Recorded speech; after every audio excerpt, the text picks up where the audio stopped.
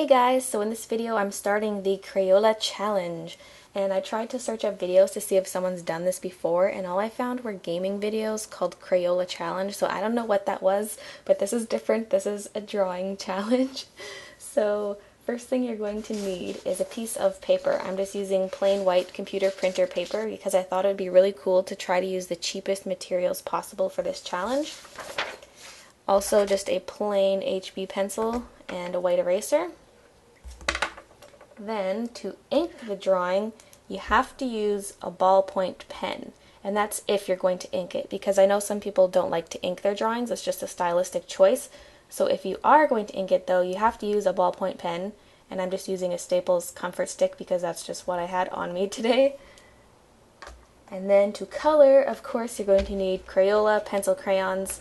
In Canada, we call them pencil crayons. I know a lot of people say colored pencils. It even says colored pencils on the package. Don't kill me for saying pencil crayons all the time. Oh my god, my voice just cracked. It's early in the morning. Okay, anyways, so first thing I did was I did a little thumbnail sketch of what I wanted the picture to look like, and I did the character designs. So this is a Pokemon Zelda mashup where Zelda and Link are Pokemon trainers, and these little Digletts that they see. So the designs are loosely based off of their Wind Waker designs. And this is the picture I came up with. So for the video, if you do a video, you don't have to show the inking process if you don't want to. I am going to include it in my video, but really the only requirement is to show the coloring, and really there's really no hard rules for this. Just have fun and do something cool. So yeah, this is my drawing, and I think I'm just going to get straight into the coloring now. So first I'll show my inking process, and it was fairly easy but a little bit more difficult than I expected because drawing small details was really hard to get the little ball of the pen to roll, especially when there's a lot of pencil laid down, and when you have small details that's when there's a lot of pencil laid down. So the ball would just slide instead of rolling, and then I'd have to test it on a piece of scrap paper, make sure the ink is still flowing, and it always was. It was just being stubborn on the paper. But I got through it, and I think the trick with getting the line art to look good is your line quality and varying the thickness of your line. And this applies to all inking, but when people think ballpoint pen, they think, oh, that's not a very good product to use to ink stuff. But it can be as long as you just apply your other knowledge to it. If you just did one thin line with the pen, it's going to look bad, obviously. So you need to go back over the same spot multiple times until the line looks right. I kind of just did a slow, scratchy motion working my way down the line, and that's how I got that look there. Also, that little caterpie that's sitting by the tree. Oh, we don't see him now. But anyways, just a little backstory on that little caterpie. As I was drawing him, I drew him peeking over the root, and then it made me think that he sees Link and Zelda, and he's kind of jealous of the attention that the Digletts are getting, and the caterpie is really lonely because he wants them to be well, he doesn't necessarily want them to be his trainer, but he just wants a trainer to catch him so he can have some companionship. So he's just kind of peeking over there, looking at them longingly. It's kind of sad, but that's what came to my mind, so I decided that was his little backstory. And the backstory with Zelda and Link are just that they're Pokemon trainers, and they're not from that town that you see in the background, but they just came from that town, and they're walking towards the camera, I guess you would call it, and they stopped because these little Digletts popped up, and Zelda's really excited about them, and Link's just looking at her, kind of happy that she's happy because he has a crush on her. And yeah, I'll just say a word about the outfits. Like I said before, they're based on their Wind Waker designs, but I modified them a lot and gave them bags. Like Link has a backpack, but yeah, there, now you see it. It wasn't inked in yet at that point. But yeah, he has a backpack, and then Zelda has a little bag that is hanging from her belt and then wraps around her leg. I know it's not very big, but it looked cool, so that's what I gave her. And then they have their little Pokeballs. So now I'm getting on to coloring, and the skin is the hardest part because when you're using pencil crayons, you don't want to just take the plain peach color that they give you. That's not the color skin actually is, and what would you really use for shading with that too, you know? You can't just lay down that color and leave it. And also what I hate when people do pencil crayon drawings, and when they go to shade an area, all they do is press harder, I mean, that works to a certain extent, but you need to add some other colors for the shadows. You can't just use one color for everything, in my opinion. I just think it looks better when you add more colors and gives it more dimensionality.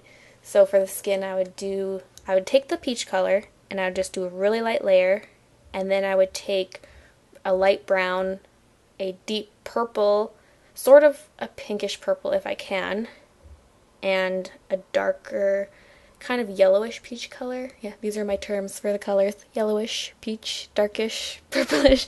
Okay, anyways. And I would just kind of layer those until I thought the skin looked right. And to do the final layer of blending on the colors, I would take the white pencil and just press really hard to blend it all out. And I know some people prefer a coloring method where you're pressing lightly the whole time. And I kind of started that way, but I can't. I just prefer pressing hard so I can layer lots of colors and make it look really smooth. So that's the technique I chose. I was actually considering doing 2 challenge videos, one with coloring lightly, one with coloring darker, but I thought, I don't really want to do the lighter one anyways, and I didn't want to split it into 2 separate videos. I probably will do more Crayola challenge videos anyways, just because I have the pencils now, I might as well use them. But you won't see me doing that light coloring. Like here, the tree, I'm coloring lightly as I go along, but then once I've layered everything, I press hard and get rid of all the little white specks that are in the tooth of the paper. So yeah. And as I was coloring this, I don't know why, when I see this tree, I instantly think of the Shaytards podcast when the kids go to sleep, because I was listening to a bunch of those while I was drawing this, and I don't know, every time I see that tree I just think of their stories and stuff. And for the trees, this set came with 3 browns, but they weren't really the best browns, so I went over top with a deep reddish color and a yellow color and blended that out just to make the color more vibrant and give the tree more dimensionality. I just think it looks a lot better that way. That's also the key when using these Crayolas. The less colors you have, the more you want to layer them to come up with new colors. So that's another key to coloring with these. And then vine around the tree. I feel like I should have done more in the center of the drawing, or just arranged things better compositionally, because the path is just so open and empty. And the only thing I could think of was adding more diglets, but the whole point of the story behind this picture is that they just came across the diglets, so if they already passed a bunch of diglets, they wouldn't be all like, oh look, diglets, So I just didn't know what to do, so I just left that area blank. And so the only other Pokemon are the Caterpie, then there's an Apom hanging in the tree. When you consider the perspective, he's actually too big, but it was really hard to draw tiny with that pen, and you wouldn't even been able to make out what it was if I drew it smaller. So yeah, because I wasn't originally planning on putting him there when I drew the tree. Otherwise I probably would have drawn a closer tree to draw him larger. And then there's also a Parasect in the foreground. He's crouched down so you don't see his legs or anything, so Link and Zelda just think it's a mushroom because there's a little mushroom on the other side in the foreground that's colored the exact same way. So they think he's just another mushroom, but he's actually a parasect. I think parasects would be disgusting in real life, like giant bug. I don't know. I mean, Caterpie's a giant bug too, but he's kind of cute. But anything with like claws or like weird legs, anyways. And then onto the grass, which was really annoying because it's such a large area, and I didn't really know how to get the texture the way I wanted it to be. So I just kind of added patches of light and dark and some patches of brown as well, because the dirt path isn't perfect. So there's some grassy colors on the dirt and then there's some dirt in the grass. And that's kind of how I filled the space to make it look interesting.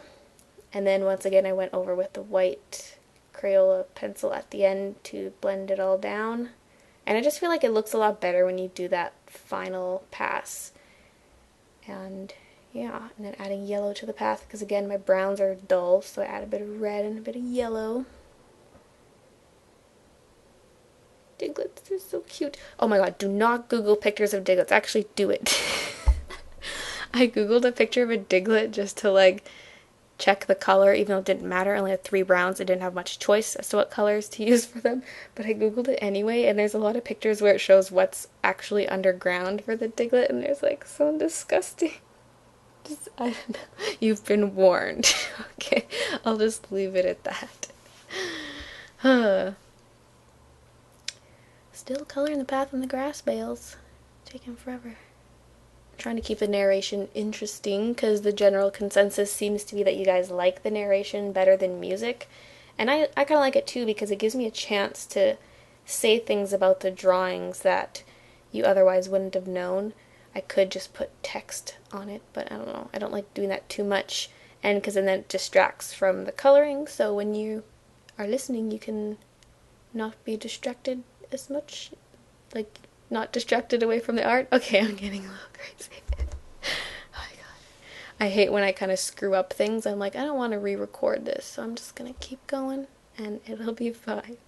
So now I'm finally getting on to coloring Zelda, and I used pretty much the same colors for the hair as Link, but I'd used more of a vibrant yellow just because her hair seemed to be a bit lighter than his in the pictures I looked up.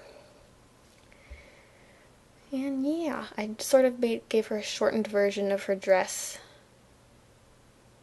Originally I was thinking she'd be wearing little shorts, but I realized once I added the little skirt area, without that purplish blue centerpiece, it still covers her legs, so you wouldn't be able to tell if she was wearing shorts. So then I was like, whatever, and I left it and just added the little centerpiece. Now for the sky, I'm kind of doing a gradient, darkest at the top, lightest at the bottom, because that's usually how skies look. And I just used plain blues. I didn't try to go for any fancy sky colors or anything. Because when you look up Wind Waker pictures, it's just solid blue and solid green, stuff like that. So I kind of wanted to keep it that same theme just to feel a little bit like the Wind Waker style, but not really. I don't know. So here's the final picture. And yeah, that just goes to show you can use cheap materials to make nice art. So yeah, I hope this inspires you guys, and leave a video response if you do this challenge.